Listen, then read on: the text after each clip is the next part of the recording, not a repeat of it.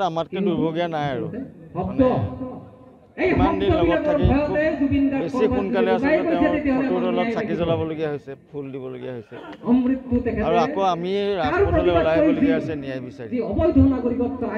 আজি অকল আমি বুলি নহয়, অসমৰ প্ৰত্যেকজন জনগণ যিমান মানুহ আছে ভাৰতবৰ্ষত, গোটেই পৃথিৱীত সকলো মানুহে বিচাৰিছে, ন্যায় বিচাৰিছে। মানে সকলোৱে বিচাৰিছে যে কেনেকৈ হ'ল ঘটনাটো, জুবিন গাৰ্গৰনো কি হ'ল, পানীত পৰিলে হয়, ডুবি গ'ল হয়, তাৰ আগৰ ঘটনাখিনি বা শেষৰ যিখিনি ভিডিঅ' মানুহে দেখিলে, শেষৰ ভিডিঅ'টো এতিয়ালৈকে দেখা নাই। কিবা ষড়যন্ত্ৰ আছে নেকি, অন্যায়মূলকভাৱে কিবা কৰা হৈছে নেকি, বা তেওঁক শোষণ কৰা হৈছে নেকি, গোটেই কথাখিনি ওলাবৰ বাবে ৰাইজ আচলতে জাগি উঠিছে। ৰাইজৰ এই কঁপনি বহুত দিনৰ মূৰত হৈছে আচলতে।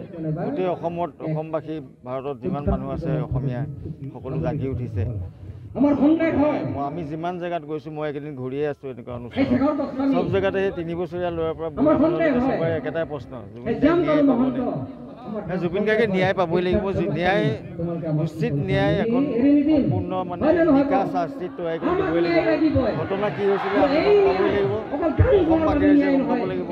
আৰু নহ'লে ইমানখিনি আত্মাৰ কান্দোন, ইমান লাখ লাখ মানুহে কান্দিছে, কান্দোনৰ সাউত যদি কোনোবা ষড়যন্ত্ৰকাৰী আছে, অন্যায়কাৰী মানুহ আছে, এই ৰাইজৰ সাউতে মানে শাস্তি পাব। আৰু নহ'লে ভগৱান আছে, গতিকে কোনো সাৰি যাব নোৱাৰে। আমি অকল ধৈৰ্য ধৰা ভাল, আমি ন্যায়ালয়ৰ ওপৰত আস্থা ৰাখিছোঁ, আদালতে নিশ্চয় ন্যায় দিব। ৰাজ্যৰ ধৈৰ্য সীমা পাৰ হৈ গৈছে ইতিমধ্যে। আচলতে যিমান পাৰি সোনকালে ক্ষিপ্ৰতাৰে কামটো কৰিবলৈ সকলোৱে মানে জোৰ দি আছে। ৰাইজৰো সেইটোৱে জোৰ যে আমাক সোনকালে ন্যায় লাগে, গতিকে সোনকালে যিমান পাৰে সোনকালে আমাক ন্যায় ব্যৱস্থা আদালতৰ ফালৰ পৰা, প্ৰশাসনৰ ফালৰ পৰা, আদালতৰ ফালৰ পৰা, চৰকাৰৰ ফালৰ পৰা কেনেকৈ পাৰি জুবিন গাৰ্গৰ মৃত্যুৰ ৰহস্যটো ৰাইজক জনাব লাগে আৰু দোষীয়ে শাস্তি পাব লাগে। হয়, মুখ্যমন্ত্ৰীৰ কথাবাৰ্তাক লৈ ৰাইজে আস্থা হেৰুওৱা পৰিলক্ষিত হৈছে। এইটো মানে এইটোতো পলিটিকেল কথা, মই এই বস্তুটো একেবাৰে নাজানো। সঁচা কথা ক'বলৈ গ'লে আমি ৰাজনীতিৰ কথা গোটেই জীৱনে 50 বছৰ পাৰ হ'ল, তললৈ মূৰ কৰি বজাই থাকোঁতেই গ'ল আচলতে।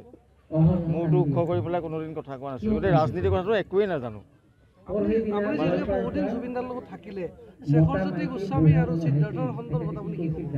নাই, তেওঁলোকৰ সন্দৰ্ভত মোৰ বেলেগ বক্তব্য নাই। মই এতিয়া যেতিয়াৰ পৰা বজাবলৈ লৈছোঁ, যোৰহাটৰ পৰা আৰম্ভ কৰি গুৱাহাটীলৈকে যিমান মিউজিচিয়ান আছে সকলোৰে লগত কাম কৰিছোঁ। আমাৰ মানে ভাল পোৱাটো অলপ বেলেগ ধৰণৰ। এতিয়া মানুহক যদি ভাল পোৱা মানুহৰ লিষ্ট বনাবলৈ দিয়া হয়, 1000জন মানুহৰ লিষ্ট বনালে তেওঁ 800 মানুহ বেয়া পাই ওলাব। আমাৰ ভাল পোৱাটো তেনেকুৱা নহয়, আমি চবকে ভাল পাওঁ, চবকে সমান ভাল পাওঁ, চবকে সমান গুৰুত্ব দিওঁ আৰু একেলগে কাম কৰিছিলোঁ। আৰু কাম কৰি থকা অৱস্থাত আমাৰ লগত কোনোদিন বেয়া হোৱা নাছিলে, কোনোদিন সিদ্ধাৰ্থ শেখৰৰ লগত আমাৰ কণ্টেক্ট হোৱা নাছিলে, কোনোদিন ডাঙৰকৈ কথা ক'বলগীয়া হোৱা নাছিলে, গতিকে কাজিয়া পেচালটো নায়েই। গতিকে ঘৰুৱা চব ভাই দৰে আছিলোঁ। আৰু তাৰ ভিতৰত তলে তলে যে ইমানখিনি এতিয়া গম পাইছোঁ, সেইখিনি কোনেও গম পোৱা নাই। জুবিন গাৰ্গে ইমান মানুহ বিশ্বাস কৰিলে, জুবিন গাৰ্গকে তেওঁলোকে বিশ্বাসত ৰাখিব লাগে। গতিকে আমি বহুত